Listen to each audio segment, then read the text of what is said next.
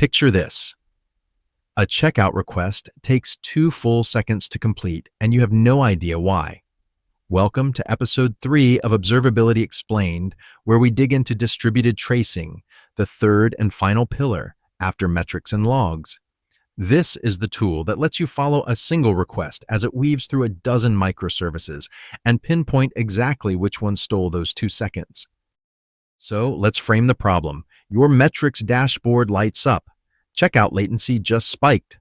But a single checkout touches the gateway, auth, cart, inventory, payment, and the database. Each one logs in its own little silo, and none of them know about the others. You're left guessing which hop ate those 2 seconds. Now imagine you could follow one specific request through every service it touched and see exactly how long each step took. That's distributed tracing. So here's the one-sentence definition to anchor everything that follows. A trace follows a single request's whole journey across every service it touches, recording how long each step took, so you can finally see where the time actually went. 3 pieces to hold on to. It's one request end to end. It's built from smaller steps we call spans, and all those steps are stitched together by a shared trace ID. We'll unpack each of those next. Let's zoom in on those first 2 pieces. A span is one unit of work in one service. Think a single database query or one API call. It has a name, a start time, a duration, and some tags describing what happened. A trace is what you get when you link all the spans for a single request together into a tree. A parent span for the whole checkout request, with child spans branching off for every service it triggered. So a span is one step. A trace is the whole journey those steps make up. Now, once you have a trace, this is how you actually read it. Time flows left to right, and each bar is one of those spans we just talked about. The top bar is our parent, the full checkout request, clocking in at just over 2 seconds. Underneath, nested in the order they were called, are the children: auth, cart, inventory, payment, and the final database write. And look where your eye goes immediately. Payment charge, burning 1.25 seconds out of those 2. That's the power of the waterfall. The bottleneck finds you in one glance. But how does the waterfall even know those spans belong together? That's the quiet magic underneath. Context propagation. When our checkout request first hits the gateway, it's stamped with a unique trace ID, here shown as 7F3A. From that point on, every outbound call carries that ID along in an HTTP header, typically trace parent. Auth sees it, payment sees it, the database sees it. Each service starts its own spans, but tags them all with the same 7F3A. That shared ID is the thread that stitches the entire journey back into one coherent trace. So if the trace ID is the thread, a single span is one bead on that thread. Here's what one actually looks like under the hood. In this case, the payment.charge span from our checkout journey. It carries a name, the shared trace ID tying it back to the original request, its own span ID, and a parent ID pointing one step up the chain, plus timing. It started here and it took 1250 milliseconds. Then there are attributes, like the HTTP status and a final status of OK. That's the atom of tracing: who, when, how long, and what happened. So how do those spans actually get from your running code into a nice waterfall view? It's a 4-step pipeline. First, you instrument. Your code emits spans, and these days, OpenTelemetry handles most of that automatically. Then those spans propagate. The trace ID rides along in HTTP headers to every downstream service, which is how checkout's ID ends up on payment and inventory. Third, you export the spans through a collector to a tracing backend. And finally, a tool like Jaeger or Tempo stitches them together into the waterfall you read. The nice part, OpenTelemetry, standardizes the first 3 steps, so you're never locked into one vendor. Now, here's the catch. Once your pipeline is humming, you quickly realize you can't actually keep every trace. At high traffic, storing a span for every request gets expensive fast, so you sample. The simplest approach is head sampling. Decide up front, maybe keep 1% and move on. Cheap, but you'll miss rare errors. Tail sampling is smarter. Wait until the trace finishes, then keep the interesting ones, the slow checkouts, the failures. And whatever strategy you pick, the golden rule is always on for errors. Never ever drop a trace that failed. That's the one you'll actually need. And once you've got sampling sorted, here's where tracing really earns its keep. It stops being a standalone tool and becomes the connective tissue between all three pillars. Think about it. A metric alert tells you something spiked at 2:47 p.m. A trace shows you it was the payment service eating those 2 seconds. And because every span carries that same trace ID, you click through to the exact logs for that exact request. Spike, slow span, error message. One continuous thread. No more guesswork. So where does tracing actually pay off in day-to-day work? 4 big places. First, finding the slow service, pinpointing the one hop in our checkout request that ate those 2 seconds.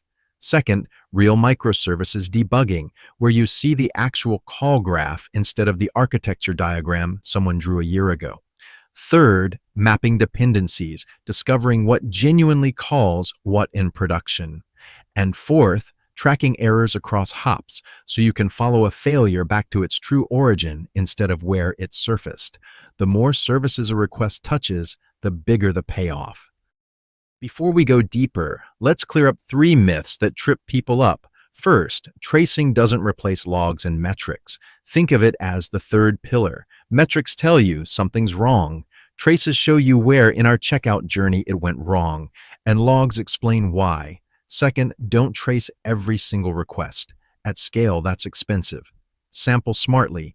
Keep the errors and the slow ones. Drop the boring successes. And third, it isn't automatic. Every service has to propagate the trace ID. Miss one hop, and your beautiful end-to-end picture splits in 2. So how do you actually do tracing well? On the do side, lean on open telemetry so you stay vendor neutral. Propagate context through every hop of that checkout journey. Always keep your error traces even when sampling, and enrich spans with attributes that answer real questions: user tier, region, cache hit or miss. On the avoid side, don't trace 100% at high traffic. Don't let a single uninstrumented service break the chain. Never stuff secrets or PII into span attributes, and steer clear of proprietary SDKs that lock you in. With those principles in mind, let's look at the tools you'll actually run into. OpenTelemetry is the instrumentation standard.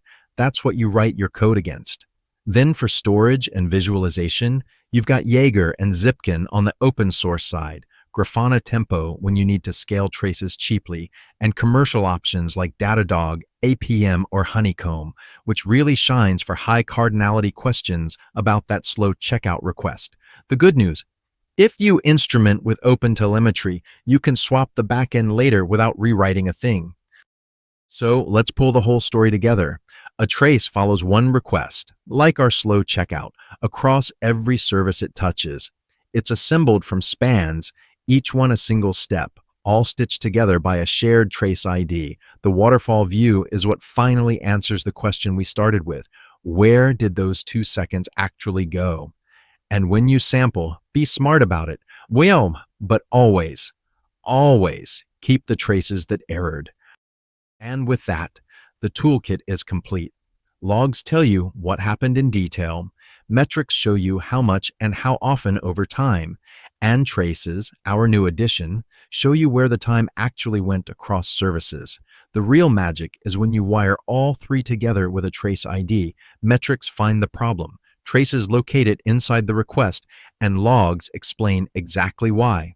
That's the full debugging loop. So how do you decide, in the moment, which pillar to reach for? A quick mental cheat sheet. If you're asking which service made a request slow, that's a trace every time. If you're asking whether the whole system is trending badly, you want metrics. If you need to know what exactly went wrong inside a single step, that's a job for logs. And if your app is just one service with no network hops, honestly, logs and metrics will carry you most of the way. Tracing earns its keep once that maze of microservices appears. If this episode clicked for you, there's a clear path to go deeper: the observability. Explained series walks through all three pillars end to end, starting with logs and metrics, into Prometheus, then distributed tracing, and finally dashboards, alerting, and SLOs with error budgets. And if your day job is keeping microservices alive, the Operate Microservices track pairs, tracing with hardening and operations. Both live over at dargslan.com. Courses whenever you're ready. Before we wrap up, I've got a quick question for you, and I genuinely want to hear the answer. In your system, the one you work on every day, how many services does a single request actually touch? Is it 2? Is it 20? And have you ever opened a trace and found the slow span in a service you'd never have suspected in a million years? Drop it in the comments. I read them. And that's the third pillar in place. Metrics told us something was wrong. Logs told us what happened, and now traces show us exactly where the time went on that slow checkout request. In the next episode, we put all three on a single screen, dashboards, alerts, the whole picture working together. If you want to follow along, hit subscribe, and you can find everything else over at dargslan.com. Thanks for watching.